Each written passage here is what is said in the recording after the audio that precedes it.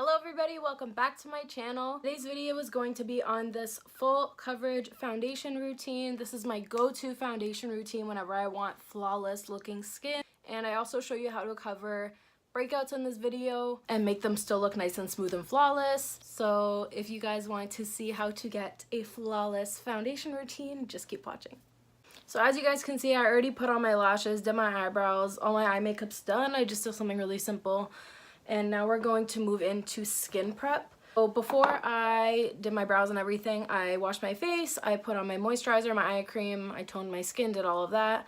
And then now we're gonna go straight into primer. So my absolute favorite primer at the moment has been the Smashbox Photo Finish Primerizer. I love this.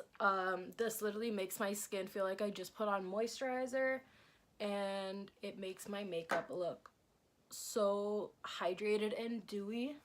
And now I'm going to go in with a pore filling primer. I use this one. This one's the Tatcha Silk Canvas Primer. It's kind of like a putty consistency, and like when you pat it into your pores, it completely diminishes them. I just pat it in these areas, pretty much anywhere on my T-zone and on breakouts as well. I find that putting a pore filling primer over breakouts, it kind of just smooths them out, and honestly when you put on foundation you can't even tell that they're there, which is what we want. So that's why I do that. Keep in mind though, if you don't put on the moisturizing primer and just put this over breakouts, it can look dry. So it's kind of important to do both steps in my opinion. That's just what I do. That's what works for me. Now it's time for foundation finally. My two absolute favorite foundations are the Too Faced Born This Way foundation and the Makeup Forever Ultra HD Stick Foundation. This one's a lot more full coverage. This one is full coverage, but you can sheer it out to like a medium coverage, which I personally love a medium coverage foundation anyways. Today I'm just going to use the Makeup Forever one. This looks like a lot of foundation, but honestly it's not. It blends out really, really well. Just pounce this into the skin.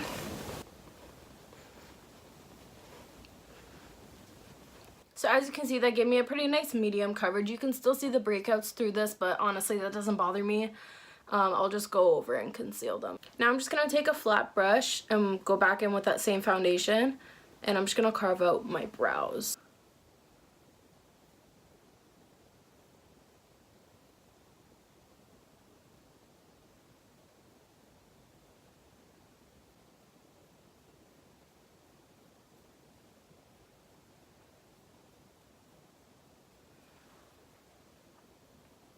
Okay, so now that that's done, I'm going to go in with my concealer. Today I'm using the Fenty Beauty concealer.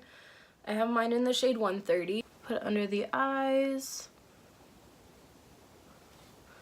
I like to put the concealer on my chin, here, on my nose, and in between my brows on my forehead. And now I'm just going to take the Morphe sponge again and blend it out.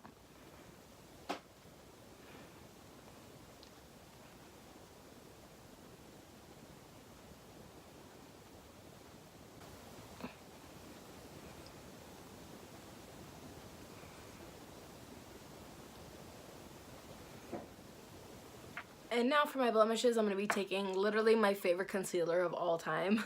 It's the Too Faced Born This Way, the multi-sculpting one, not the original Born This Way one. I'm going to put this over my pimples and around my nose because I got really, really red there. Just blending that out with the exact same sponge. I find that when I'm doing a full coverage look, a sponge is the best tool to use. The reason this just makes the products really blend into each other and it looks so seamless on the skin. So that's why I stick with a sponge. So now it's time to set the face. I'm going to go over my under eyes one more time with my beauty sponge, just so we have no creases before we go in and bake. This is the Laura Mercier translucent powder. I have it in different packaging because mine broke. So I'm going to take this and bake.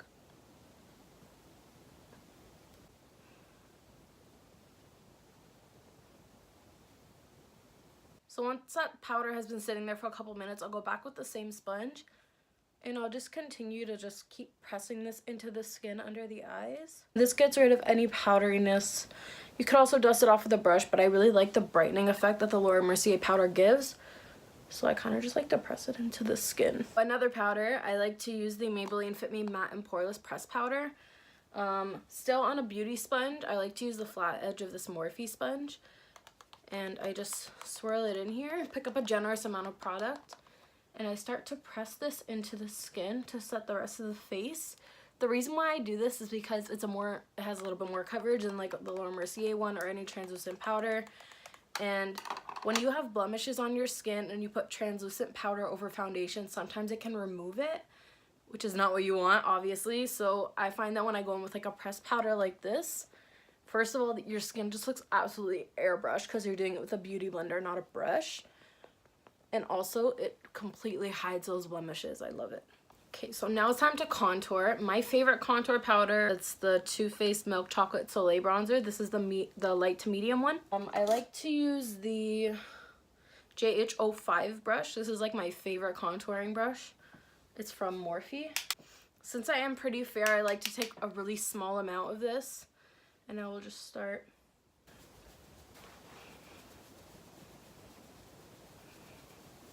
I always take it on my temples as well.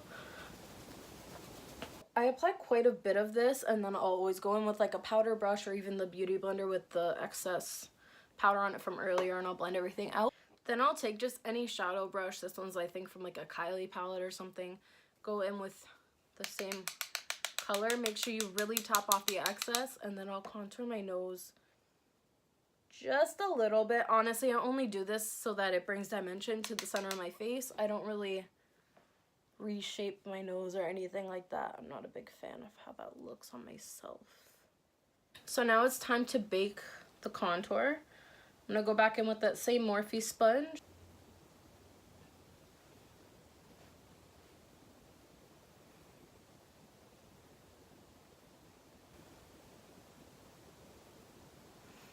When I bake that, I also bake the center of my nose. This just adds a little bit of a highlight. I also take a little bit and bake on the sides of the contour on my nose. Now what I like to do, this step honestly is not really necessary, but I like to take a brightening powder and put it underneath my eyes. I know we already set the under eyes, but I like to use like a powder like this or like this.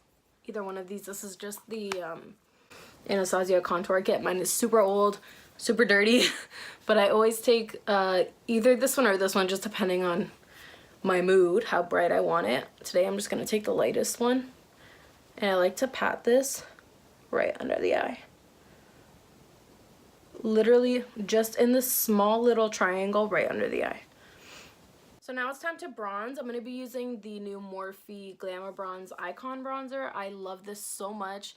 I've heard that this is a dupe for the Marc Jacobs Tantastic Bronzer. I personally haven't tried that one, so I can't comment, but all I know is that this on fair skin is a dream. It is not orange. It is not powdery. It literally looks beautiful.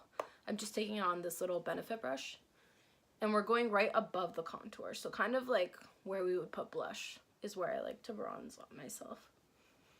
And just blending it into that contour as well.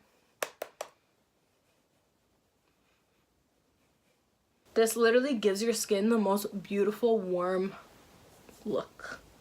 Now I just like to go back with that same beauty blender that we had the powder on from before and just kind of press around the bronzer. And now for blush, I'm going to be going in with NARS Madly on a JH06 brush. This is my favorite blush brush. It just makes your blush look really smooth when you apply it.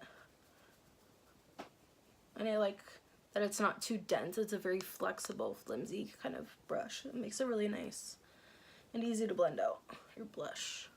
So after blush, I really like to go in with some sort of like glowy powder or something to put in my highlight area before I put on setting spray and then put on my actual highlight. It really does make your highlight look seamless. I just like to take this color. This is from the Ambient Lighting Edit palette. This one is discontinued, but I know they have tons of powders like this. This is from Hourglass. I take quite a generous amount of this and I put this wherever I would highlight.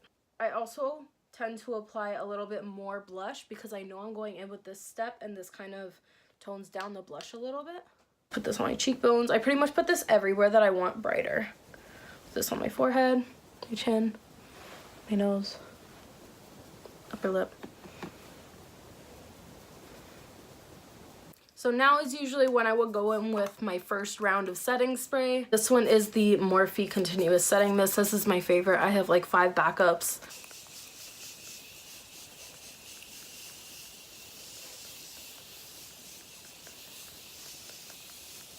And now it's time to go in with my highlight. I'm going to use the Too Faced Love Light Prismatic Highlighter, the Blinded by the Light color.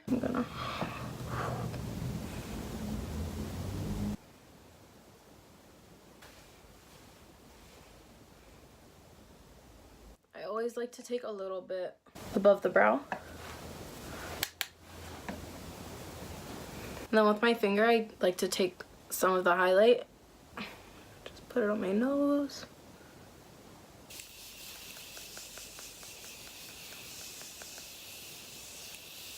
I am just going to take a little bit more of that Too Faced highlight on just like a tiny little detail brush. This is the JH39, also from Morphe.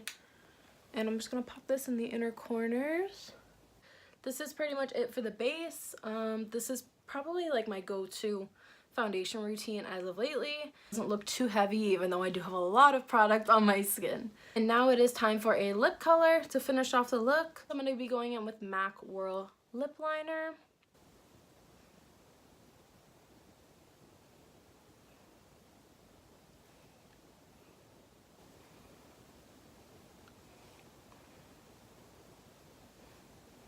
And now for my liquid lipstick and lip gloss, I'm going to be using, both are from Kylie Cosmetics. The liquid lip is in the shade Malibu, and then the gloss in the shade So Cute. This is like my favorite nude lip combo. It is so bomb, and it lasts forever on my lips.